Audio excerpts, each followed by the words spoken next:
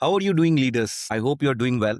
And thank you so much for watching these shows. And also, uh, everybody is fighting their own battles, but don't worry, things will work out.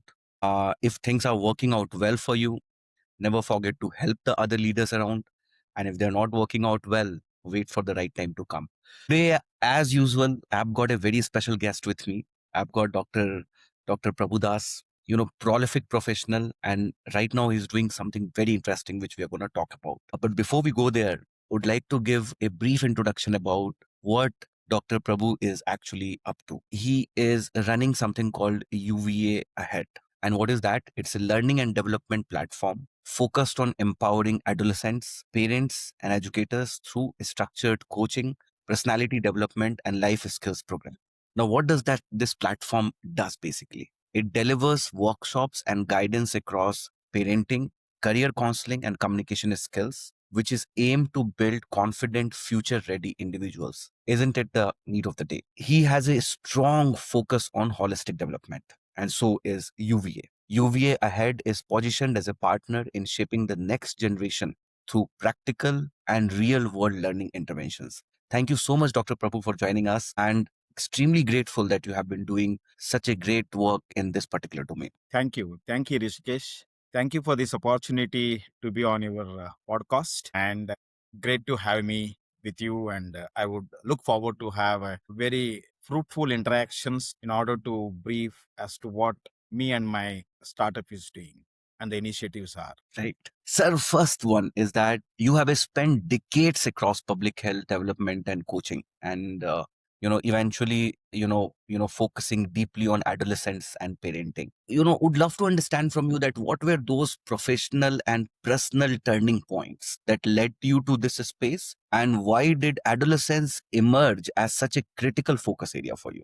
So there are three areas or three developmental milestones for which I think these developments took place. One of them is my own childhood.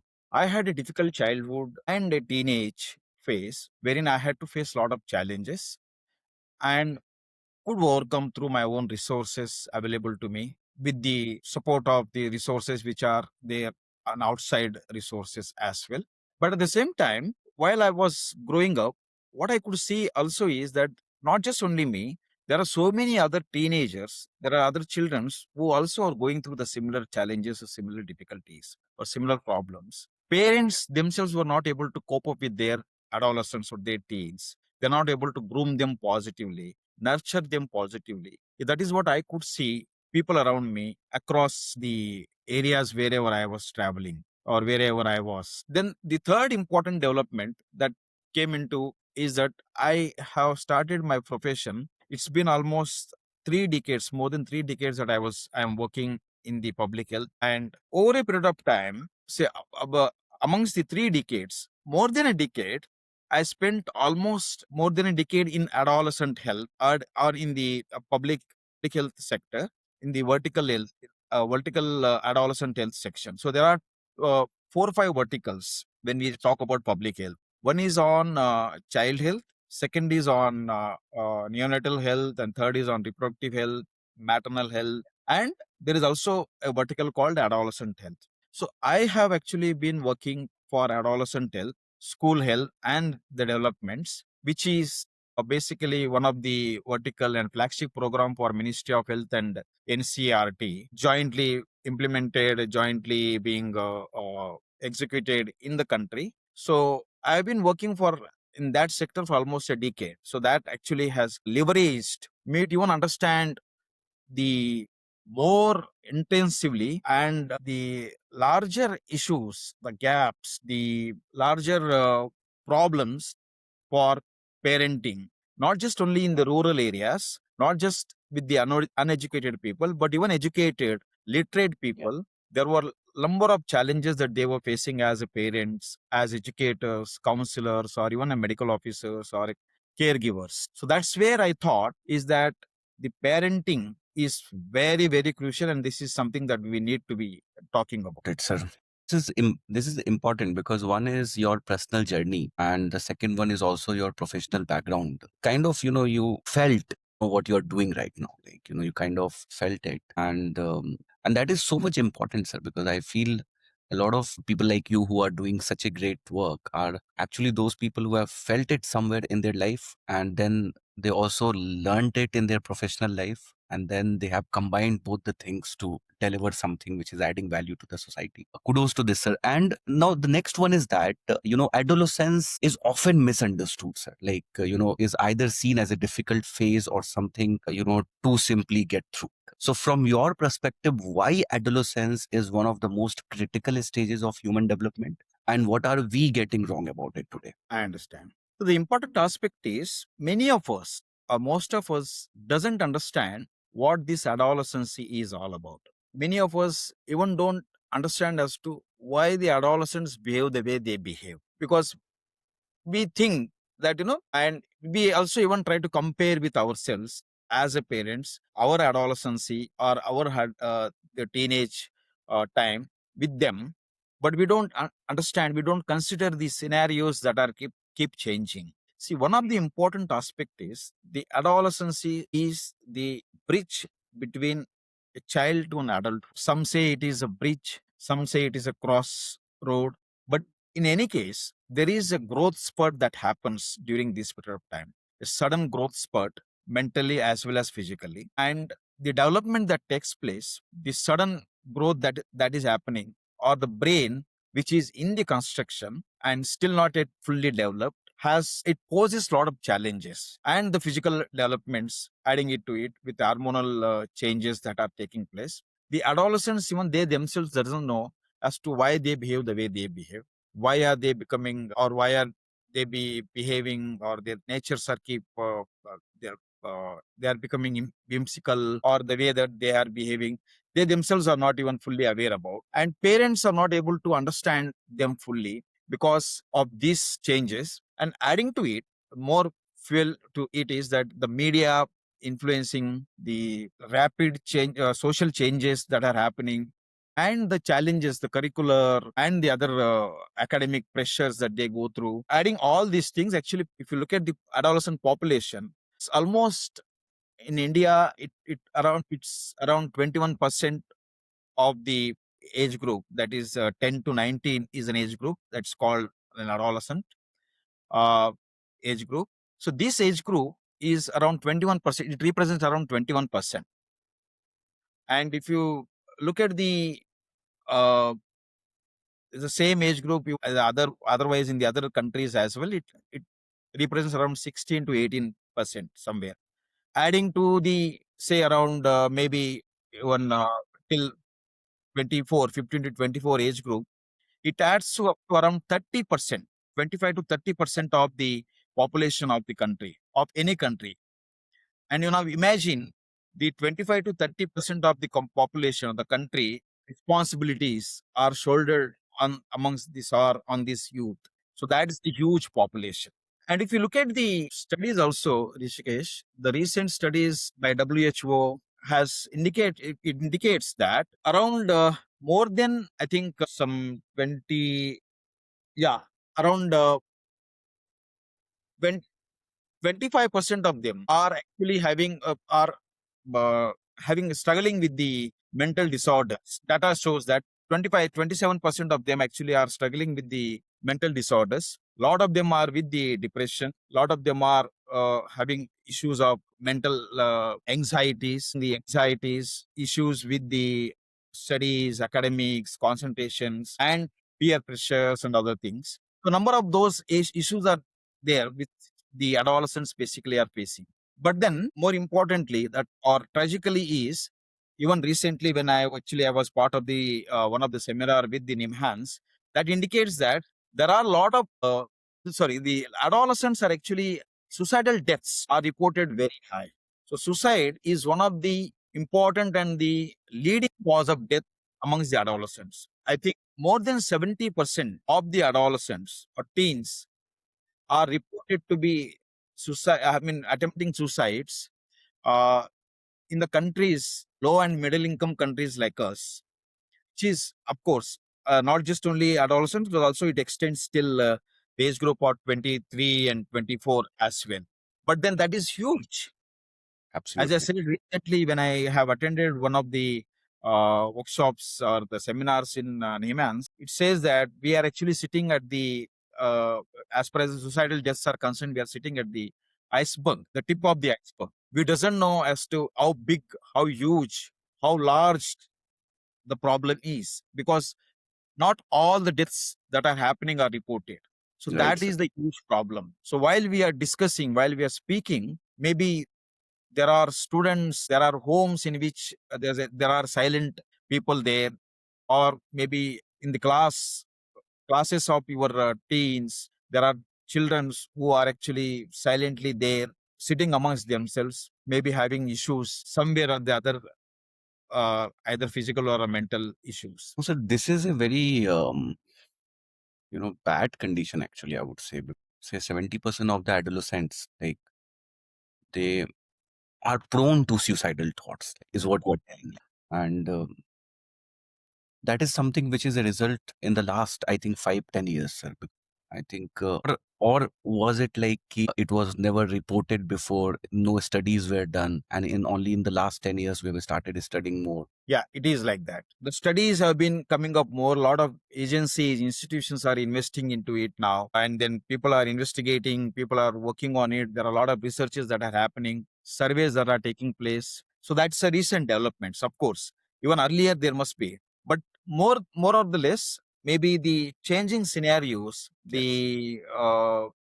the influences that the social media, the influences that the digital age that we are into, and at the same time, the social changes that are happening very rapidly, all this also are actually contributing to it. Yes. Absolutely, sir, because it kind of reminds me like a very recent incident. I think a couple of weeks back, I was talking to a lady.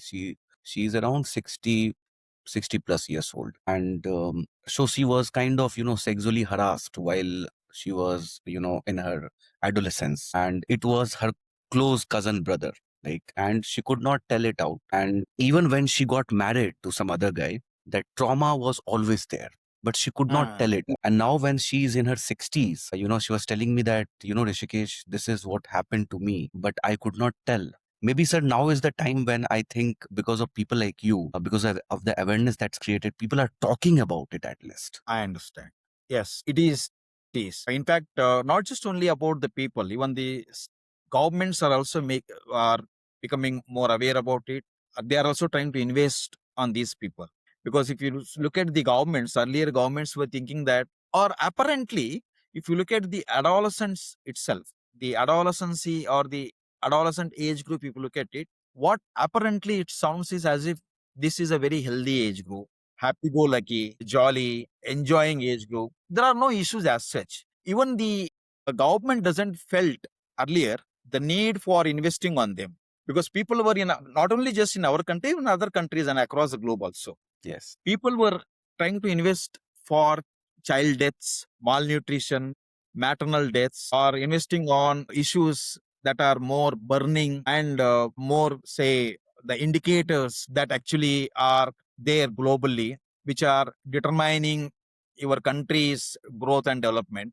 But if you look at the adolescents, now even the governments have also started realizing that this is an age group that requires a lot of investment, and investing with them, working with them is very, very important, because you are actually, when you invest with them now, when you work with them now, and having with so many hidden problems that they are going through, we will be, I think, are going to be working for the generations ahead. In fact, if you look at the startup, the initiatives that I have as UVA Ahead, as you rightly introduced in the beginning, our statement of purpose, or our tagline itself says that empower adolescents and transform generations. So when you are in empowering them now, you are actually transforming the generations. And you have also introduced this something called ABCD framework for positive, parenting, which moves behind traditional control-based approaches, sir. So, if you could walk us through what this framework is about and how it kind of shifts the way parents think about engaging with their teens. Yeah.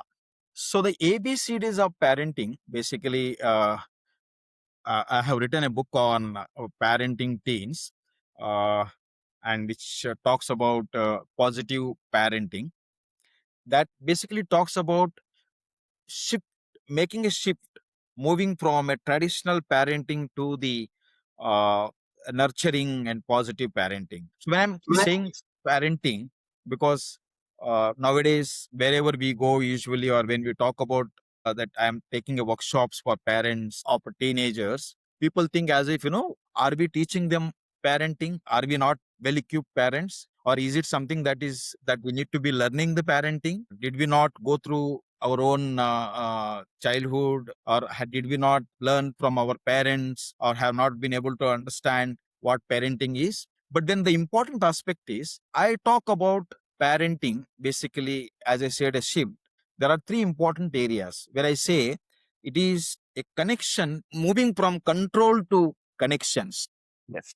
and moving from corrections to collaborations, and from punishments to positive parenting. So these are the three areas in which I advocate as to how one can shift the parenting from traditional parenting. So interestingly, when we need to understand the adolescents as such, and we just have to be grooming them in a such a way that they are equipped well in the society, for or in order to manage themselves and the world around them. So why it is called ABCD, sir? Yeah. So ABCDs in a way indicates, as we say, maybe you also have seen in Hindi, we say kaka gaga, or we in South, we say I is. Yes. So ABCDs indicates in a way is the beginning of new journey, but at the same time, the ABCDs also indicates that, or I have formatted the wisdom, the insights, the tips, the skills that the parents should possess in the ABCD format. So from A to Z. So now, say for example, A indicates accept them, avoid comparisons, or say maybe B indicates behaviors that are barriers for communication, or maybe C indicates about the communication skills or consistency, or complement them. To say yes indicates establish their sleep patterns Yes. or schedules. To Z, that indicates create a zen moments in Right. order to be mindful, to be with themselves, understand being within themselves, and Yes. to be mindful. So these are all the inputs, the insights, and the skills that I have divided and put it into this ABCDs format. So this is pretty interesting, sir. And sir, in your experience working with families, where does the disconnect between parents and teens typically begin today? Yeah. As I said, Rishikesh, as earlier also I was mentioning about, parents, first of all, doesn't think that there is a need within themselves also to be able to work on themselves. First of all, parents should understand that we also are not a perfect in from all the perspectives. We are not a perfect human beings or perfect beings as such. We have our own baggages. We have our own conflicts. We are also learning in our own ways, whatever we have learned through past, or maybe our parents, or seeing the society from our perspectives. So we also have our own conflicts, maybe some unresolved or some are resolved. So first of all, we need to see that we are not perfect parents or human beings as such, and at the same time, for us also, we need to see adolescents basically in their perspectives, from and understand their perspectives, see who they are, and give them a space, and accordingly groom them in a way that we should be nurturing them. So basically, it is, I was talking about the problems, that the mental problems that we have, the issues that the adolescents are going through. We may not be able to shielding every problem, or we may not be able to, or we may not be resolving all the problems or issues, or we may not be saving from risks and dangers as such that they go through. But are we actually creating a nurturing space or homes wherein they feel more, or they strengthen resilient, they learn to manage their stresses, and they feel secured, and they feel assured that they are not alone in this journey. There are people around us. So what happens with the parents is basically, as we said, is that number of things that are not, we are also not a perfect parent. One. Second thing is, we are not actually upbringing them. We are not actually creating a space. We are not creating an opportunities for them to learn their life skills, decision making capacities, to learn the or adopt the situations, manage themselves, think critically, or solve the problems on themselves. So these are all something that we actually are not doing it with them. We think they are children's, they are just still kids. So we take our decisions on behalf of them. We don't give them scopes to decide. And Yes. but then suddenly after marriage, especially with the girls, we expect them, or even for the boys also, we expect them to decide themselves, to understand the world, and live their lives on themselves without even giving them a proper or capacitating them properly, or giving them those required skills, or upbringing them that the way that it should have been done positively at home. So that is very, very, I think, a missing link that I could see. The another third important aspect that I could see is that we as a parent, we do not walk the talk. These are the areas that I say usually, that we are basically saying that we say something and we do something. So we leave our children more conflicting, rather. At times, what we say or what we preach, we doesn't practice, or what we practice, we doesn't say. So there is a lot of conflict there, basically, as an adolescent they go through. So one of the important aspects that I say, advocate, is these are the areas as a parents you need to be walking the talk first. And second thing is, these are the things which are not, maybe it is a life skill, or emotional stability, or maybe guiding them during their difficult times. What we are doing is basically, these are all not something that should be taught. Yes. These are things that are to be caught. That's what I say. So they should see you doing that. They Yes. should observe you doing that. And that is more important, wherein that influences them, and that makes, or it actually has influences their behaviors also. So one of the important thing which I was also talking about, why adolescent, is that adolescence, this is the age group wherein there is a lot of neurological developments that takes place. Yes. And neuroplasticity is one of the development that gives an opportunity wherein a lot of habits forms now. And they anything that they develop, any habit or any behaviors that they develop this point in time, would go for a long, or it will remain with them for a lifelong, maybe, and it Yes. remains with them in the long run. So in order to modify their behaviors or influence their behaviors positively, is the parents that they need to be inculcating or doing what it is required for their teens to be, or whatever that they expect their teens to be doing it, they should start doing it with themselves first. So that is what something that I advocate. Yes. Walk the talk. Yes. And sir, you also focus on a lot on the holistic development. So basically, this adolescent development can't be just solved by the parents by parenting alone. What does a truly holistic ecosystem for youth development look like, and how should families, schools, and communities collaborate more effectively? Yeah. So I was talking about, I mean, rather, I advocate the holistic development. Is, I say there are four pillars for holistic development. One of the important pillar is parenting, as I was talking about, uh, nurturing them positively. And the second pillar is choosing a suitable career, right time. My own personal research says that, or even across the other studies also, it indicates or reveals that wherever I go, usually wherever I go for a trainings, I usually, even being, whether they are adolescents or whether they are adults or grown up, I usually ask them as to what, if they are adolescents, definitely I ask them as to what do you want to become. But if they are grown ups, I usually ask them as to what were you wanted to become when you were, or what were your dream to be when you were as a child, teen, or an adolescent, and now what are you? So I could see there is a lot of gap there. Around 50 to 60% of them, although it is in some areas it may exceed, but at least 50 to 60% of them are not in the career that they wanted to be, Right. Right. or a career of their choices. So I would say that choosing a right career, the second one of the second pillar, is choosing a suitable and right career in the right time is very, very important.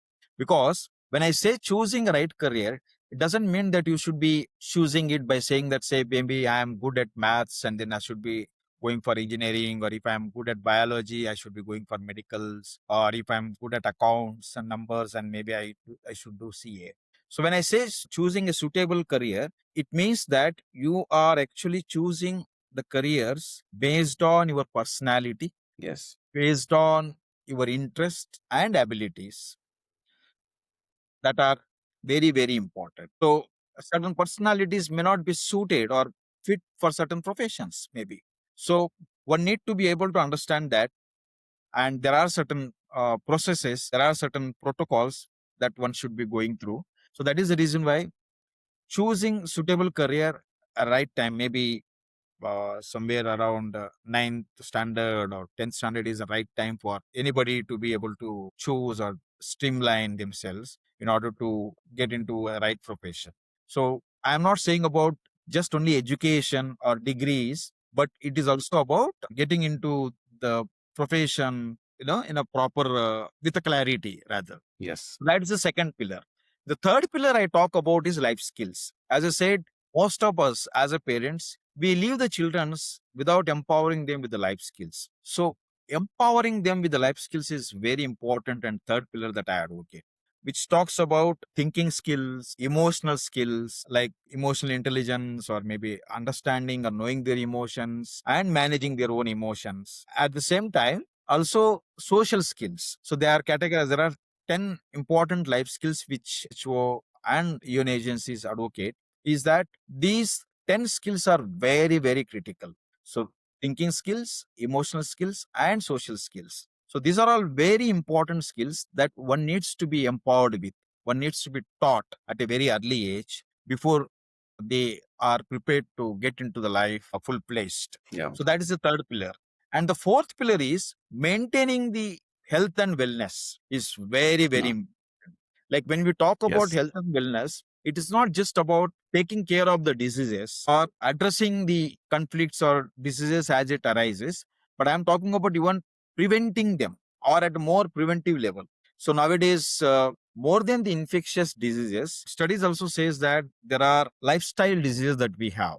So like somebody has hypertension, or somebody has maybe diabetes or a sugar, or the other lot of other lifestyle diseases what we say. So how do we live our life, what physical, mental, or preparation that we need to have is very, very important. So maintaining emotional and the health and wellness is the fourth pillar and an important pillar that I advocate, not just for adolescents, and even for the it is also helpful in the adulthood. So how do we actually help them in transition this phase is something that is very, very important. So I have basically been talking about these four pillars, and I have developed the age appropriate modules for these areas to be able to train them, to groom them, or to capacitate them. This is nice, sir. And now, at the end, would like to understand that, since you're now building a platform that is focused on adolescent and parenting, can you tell the vision behind it? What problem you're trying to solve? Although we now know a lot about it, and what kind of impact that you aim to create in the coming years? I would basically say that I want every parent Hmm. to understand what parenting is something that is to be Hmm. positively done. Hmm. Every adolescent, I feel, should be empowered enough to be able to take care of themselves and the people around them. And every adolescent should, the vision is every adolescent should live a life of their choices and equipped with the skills and abilities to be able to take care and be healthy physically, mentally, and manage themselves comprehensively. So that is what I see. And that is what I feel that is very, very important. And for that, I always feel that our homes are the best universities. So we always see that these things are something that they should be learning outside. But if you look at the entire culture, the entire the way that we are actually going, homes are very, very important. So I am banking on, I am looking forward to advocate that home is the best university. Everything that begins at home. So whenever, suppose if you are giving them, even giving them a voice, even giving them a choice or giving them a scopes to be able to express themselves, Yes. understand, learn, observe, influence. Everything actually starts and begins at home. So I feel that why can't we make homes be the training grounds? Right, sir. And if we as a parent, if not we, who else can train them better? Who else can influence them better? Who else can provide that security and safety to them? Or who else can nurture them better? And if not homes, where else they can go? So that is the reason why I say that home is the best university. Right, sir. And I feel that every parents should learn this, and every adolescent should be actually working on this, or through this university, or going through this university, equipping themselves, making themselves able and empowered adolescents. Right, sir. So at the end of this, sir, like we have got a rapid fire round to play with you, but the only thing is that you have to reply in just one sentence. You should not extend beyond one sentence. Okay. So the first question is that one thing parents should stop doing immediately. Comparison, One thing teens need more of today. introspection, empathy, Discipline or empathy, sir? What matters more? both matters more. One life skill every adolescent must learn early. Emotional intelligence, or That's a managing their emotions. it's a very tough skills to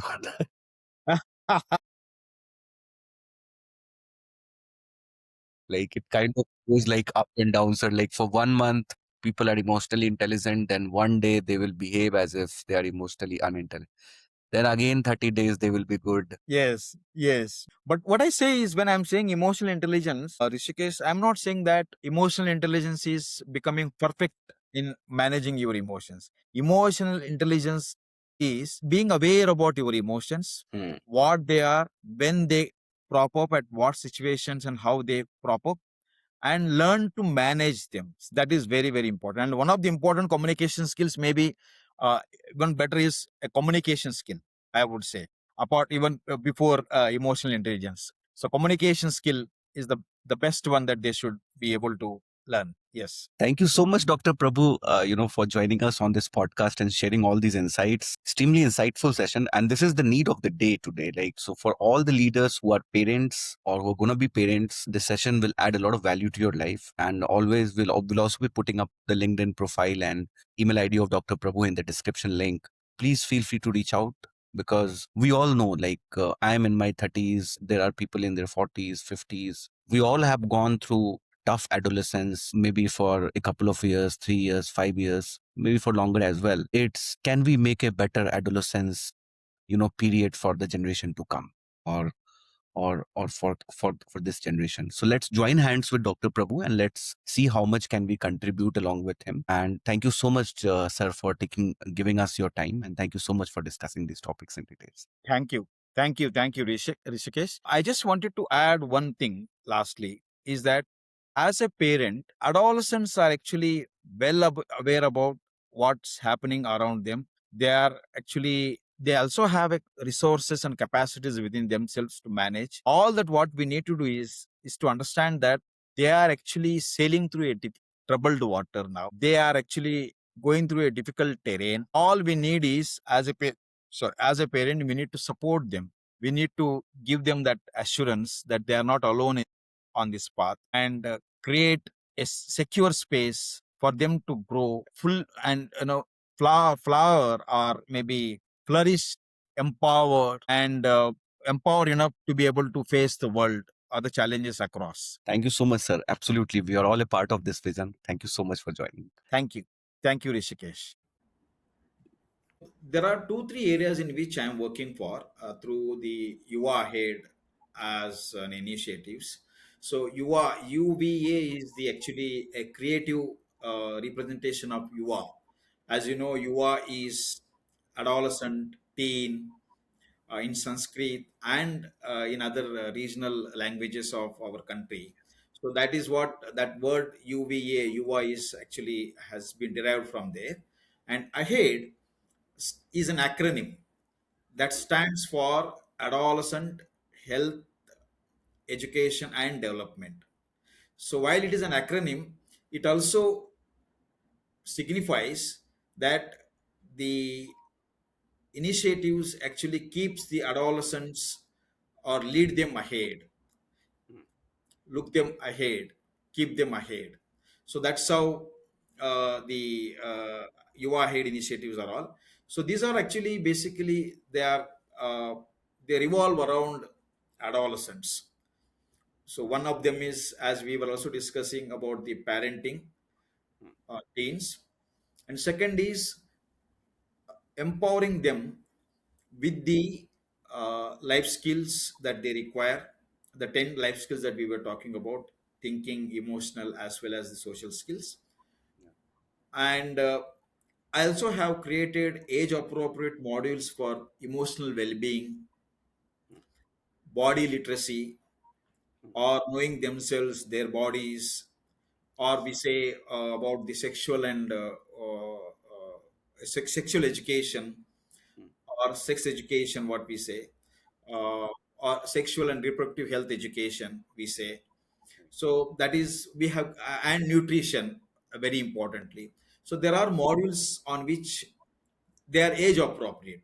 Why I'm saying age appropriate is because the nutrition, or maybe about the sex education or sexual education, or about the emotional well-being, we cannot speak the same thing for the 600 person, or for children's, or for the 10th standard children's or adolescents, or for 12th standard adolescents. So adolescents, so for each standard it varies, that same topic, but how age appropriately, how it upgrades, is something that I have developed modules.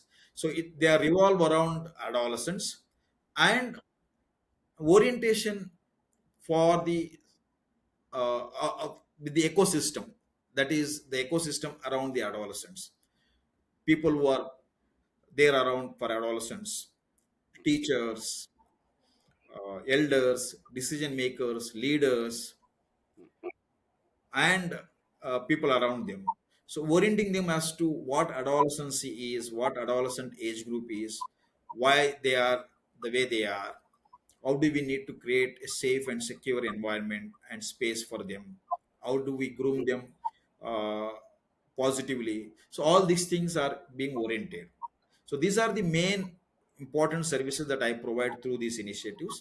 Apart from other adolescent required services, like maybe I have been collaborating with the agency for career facilitations, guidances. If somebody wants to have more guidance and other things, so even I have been collaborating with them as well. But this is what the important initiative that I am undertaking through this UVA Ahead as a startup.